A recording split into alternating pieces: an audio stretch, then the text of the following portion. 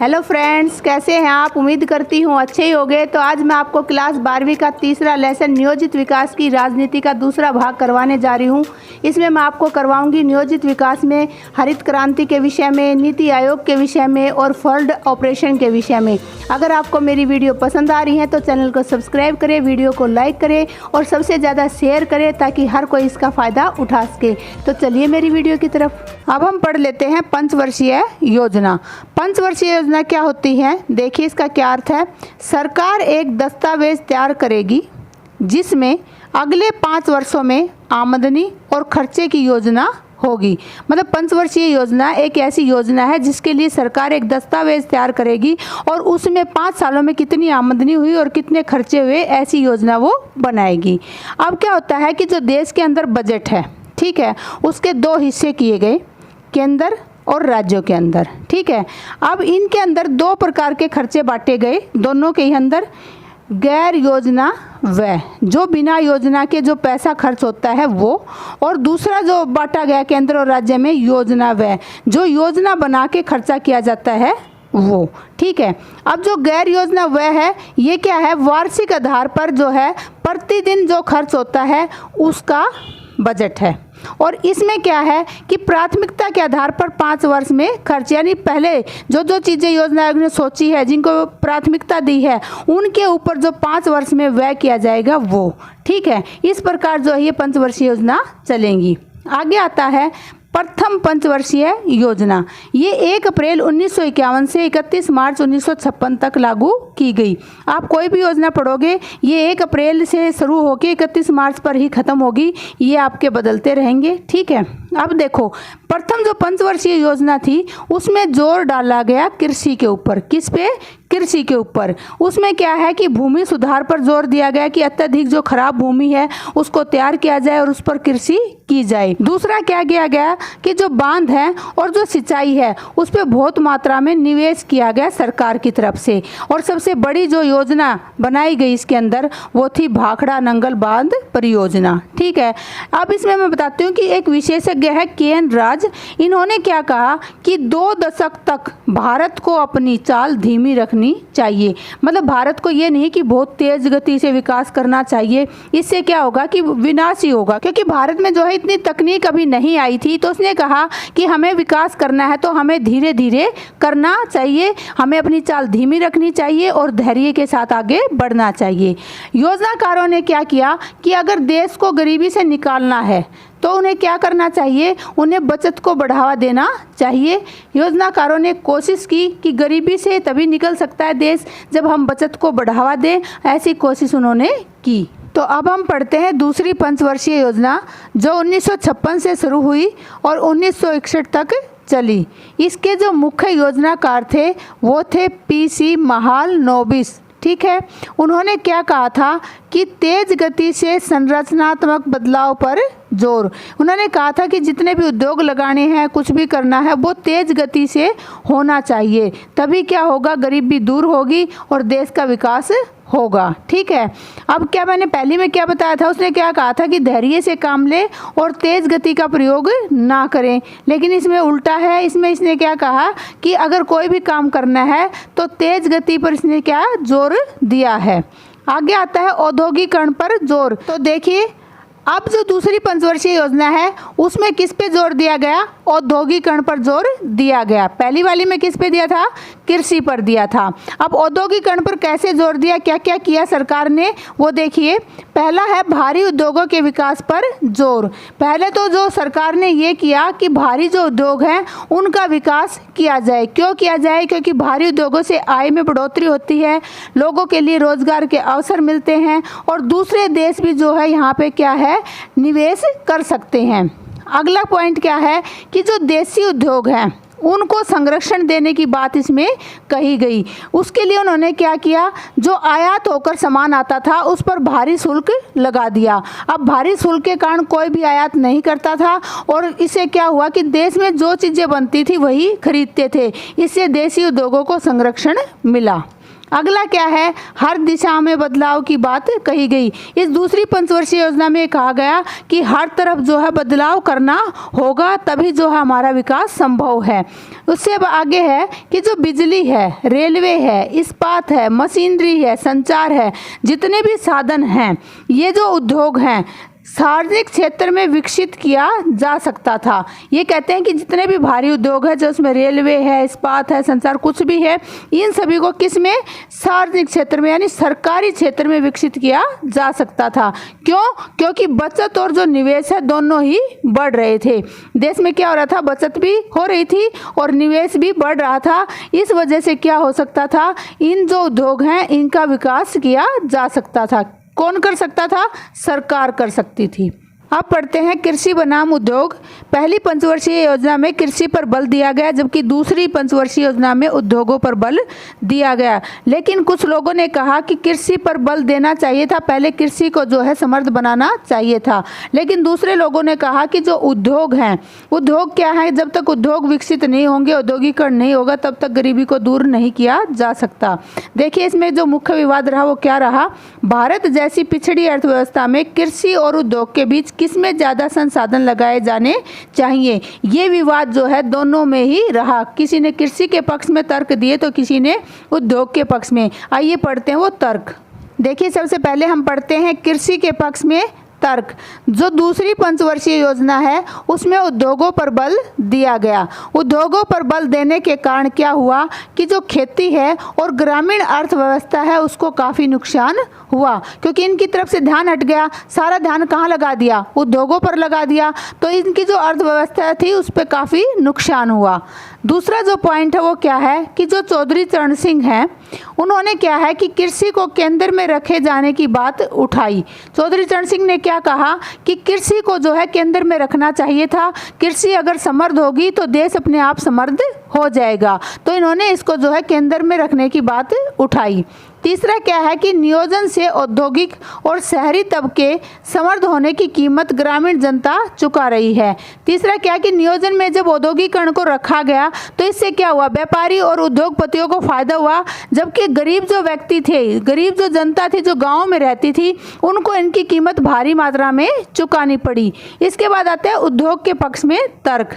क्या होता है कि जो औद्योगिक उत्पादन की वृद्धि दर है उसको तेज किए बिना गरीबी से छुटकारा नहीं पाया जा सकता। जो उद्योग के पक्ष में तर्क देते हैं उन्होंने कहा कि जब तक औद्योगिक उत्पादन में वृद्धि नहीं होगी तब तक जो है गरीबी से छुटकारा नहीं पाया जा सकता। दूसरा है कृषि पर ज्यादा धनराशि खर्च करने पर भी ग्रामीण गरीबी से निजात संभव नहीं। कुछ लोगों का तर्क था कि कृषि पर चाहे कितनी भी धनराशि खर्च कर लो, इससे जो ग्रामीण गरीबी है उससे निजात नहीं पाई जा सकती। तीसरा है नियोजन में भूमि सुधार, सिंचाई परियोजनाएं सामुदायिक विकास कार्यक्रम पर बड़ी धनराशि खर्च करने के बाद भी लागू नहीं। कुछ ने यह भी तर्क दिया कि चाहे भूमि सुधार, सिंचाई परियोजनाएं और सामुदायिक विकास कार्यक्रम पर सरकार ने बहुत पैसा लगाया, लेकिन ये योजनाएं आज तक भी लागू नहीं हो पाई हैं। उसके बाद जो है जेसी कुमारप्पा थे, उन्होंने क्या कहा कि जो ग्रामीण औद्योगिकरण है उसका एक वैकल्पिक खाका प्रस्तुत किया। जैसे जो कुमारप्पा थे उन्होंने कहा कि जो ग्रामीण है उसमें औद्योगिकरण होना चाहिए, उसके लिए उसने एक वैकल्पिक खाका भी प्रस्तुत किया। उन्होंने कहा कि जब तक गांव में उद्योग नहीं लगेंगे तब तक जो है गांव का विकास नहीं हो सकता। तो आगे हम पढ़ते हैं निजी क्षेत्र बनाम सार्वजनिक क्षेत्र। विकास के मैंने आपको दो मॉडल समझाए थे, पूंजीवादी मॉडल और समाजवादी मॉडल। पूंजीवादी मॉडल को ही निजी क्षेत्र कहा जाता है और समाजवादी मॉडल को सार्वजनिक क्षेत्र कहा जाता है। पूंजीवादी मॉडल को निजी क्षेत्र क्यों कहा जाता है? क्योंकि इसमें जो विकास का काम होता है वो पूर्ण रूप से जो है निजी क्षेत्र पर डिपेंड करता है। दूसरा क्या है कि जो सरकार का गैर जरूरी हस्तक्षेप है वो इसमें नहीं होना चाहिए। इसमें सारा काम कौन करेगा? व्यक्तिगत रूप से होगा, निजी रूप से होगा। इसमें सरकार की कोई आवश्यकता जो है उद्योगपति या व्यापारी नहीं मानते। ठीक है, आगे क्या है कि जो इसमें शामिल पक्ष रहे या पार्टी रही वो कौन कौन सी रही? भारतीय जनसंघ, स्वतंत्र पार्टी, अखिल भारतीय हिंदू महासभा, ये सभी किसके साथ थे? ये पूंजीवादी मॉडल के साथ थे। अब आता है समाजवादी मॉडल। इसमें क्या है कि जो निजी संपत्ति है वो समाप्त, इसमें जो पर्सनल संपत्ति थी वो समाप्त कर दी गई। क्यों कर दी गई? क्योंकि जितने भी उत्पादन के साधन थे उन पर राज्य का नियंत्रण स्थापित हो गया। ठीक है, सार्वजनिक क्षेत्र में क्या होता है कि राज्य का जो नियंत्रण है वो उत्पादन के संपूर्ण संसाधनों पर होगा और निजी संपत्ति समाप्त हो जाएगी। दूसरा क्या है कि जो सरकारी नीतियों के समर्थक, ये क्या है, ये निजी नीतियों के समर्थक नहीं है, ये किसके हैं? सरकारी नीतियों के समर्थक हैं। इसमें किस किस दल ने जो है साथ दिया? भारतीय कम्युनिस्ट पार्टी, सोशलिस्ट पार्टी, ये जो दोनों पार्टी थी ये समाजवादी मॉडल के पक्ष में थी। अब पढ़ लेते हैं मिश्रित अर्थव्यवस्था। निजी और जो सार्वजनिक क्षेत्र का मिला जुला जो रूप है उसको हम कहते हैं मिश्रित अर्थव्यवस्था। सरकार ने जो है व्यापार का नियमन किया और कृषि क्षेत्र में हस्तक्षेप किया। मतलब व्यापार का क्या किया? नियमन किया। नियमन मतलब उसमें जो है नए नए नियम लागू किए गए। और कृषि क्षेत्र में क्या किया? हस्तक्षेप किया, उसमें बहुत सारी सुविधाएं जनता को दी। अब निजी क्षेत्र में जो है सरकार ने किसान, कृषि, उद्योग ये निजी क्षेत्र में दे दिए। और सार्वजनिक क्षेत्र यानी सरकार ने अपने अंडर क्या लिया? जितने भी भारी उद्योग थे उनके विकास पर जोर दिया और उन्हें अपने पास रख लिया, यानी भारी उद्योगों को अपने पास रखा और उसके विकास पर जोर दिया। ठीक है, अब देखो मैंने आपको दो मॉडल पढ़ाए, पूंजीवादी मॉडल और समाजवादी मॉडल। ठीक है, भारत ने ना पूंजीवादी मॉडल को अपनाया ना समाजवादी मॉडल को अपनाया, उसने किसको अपनाया?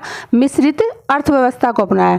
लेकिन जो पूंजीवादी मॉडल के पक्षधर थे, जिन्हें हम दक्षिणपंथी के नाम से जानते हैं, उन्होंने इसकी आलोचना की। किन आधारों पे की? निजी क्षेत्र को पर्याप्त जगह नहीं दी गई। इन्होंने क्या कहा कि जो निजी क्षेत्र है ना उसको सरकार ने पर्याप्त जगह नहीं दी कि वो अपना विकास कर सके, और ना ही निजी क्षेत्र को बढ़ावा देने के लिए कोई उपाय सरकार ने किए। ठीक है, उन्होंने इस आधार पर आलोचना की कि ना तो निजी क्षेत्र को पर्याप्त जगह दी कि वो अपना जो है फैलाव कर सके, अपने को बढ़ा सके, और ना ही उसको बढ़ाने के लिए कोई उपाय दिए कि इस तरीके से जो निजी क्षेत्र को बढ़ावा मिल सकता है।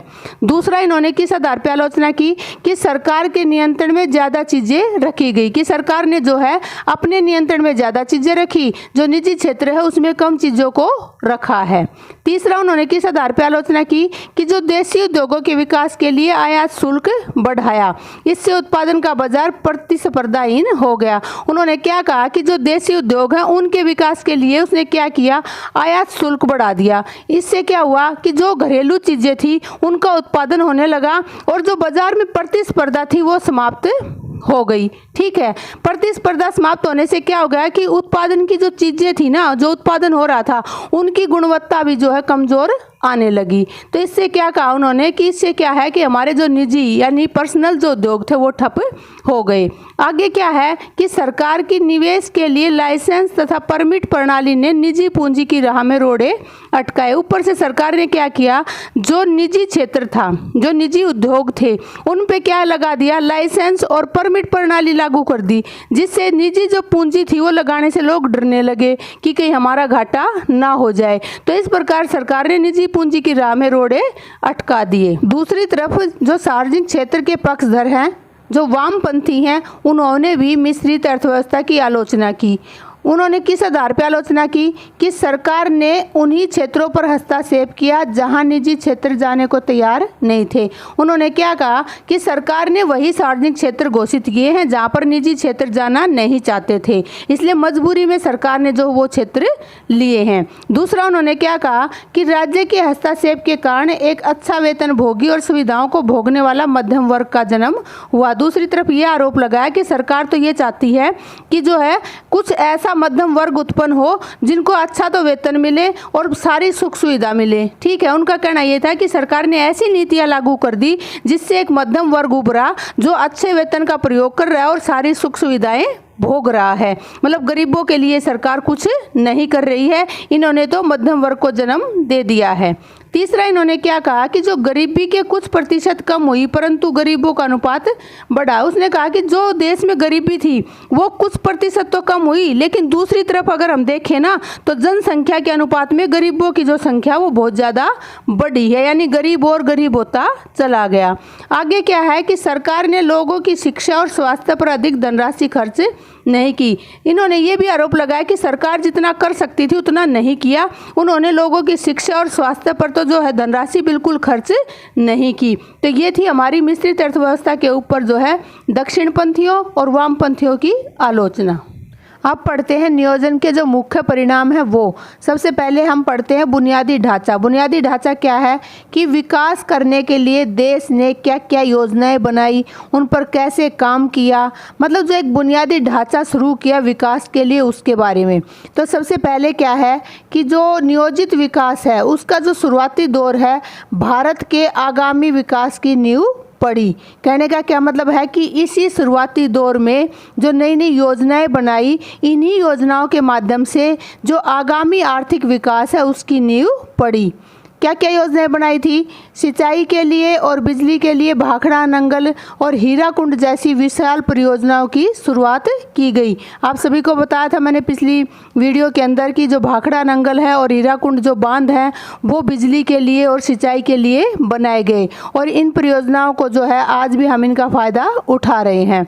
सार्वजनिक क्षेत्र के कुछ भारी उद्योग जैसे इस्पात संयंत्र, तेल शोधक कारखाने, रक्षा उत्पादन आदि इस अवधि में शुरू किए गए थे। जो इतने भारी उद्योग हैं जैसे इस्पात संयंत्र है, तेल शोधक जो कारखाने हैं और जो रक्षा उत्पादन नीति है, ये उस समय में ही शुरुआत इनकी की गई थी, उस समय में ही लगाई गई थी।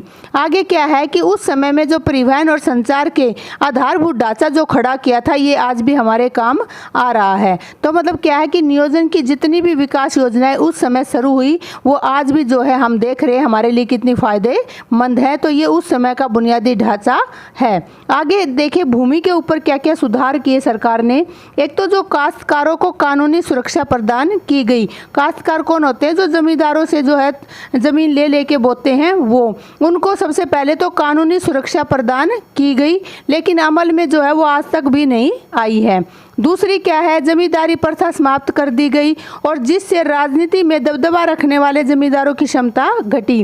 क्या हुआ? जमींदारी प्रथा समाप्त हो गई और जिन जमींदारों की राजनीति में बहुत पहुंच थी, बहुत दबदबा था, जब वो जमींदारी प्रथा खत्म होगी तो उनका दबदबा भी खत्म हो गया। इससे जो गरीब किसान था वो शोषण होने से बच गया।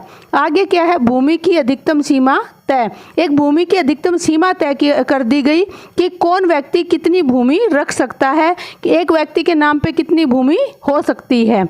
तो इस प्रकार भूमि की जो अधिकतम सीमा है वो तय कर दी गई।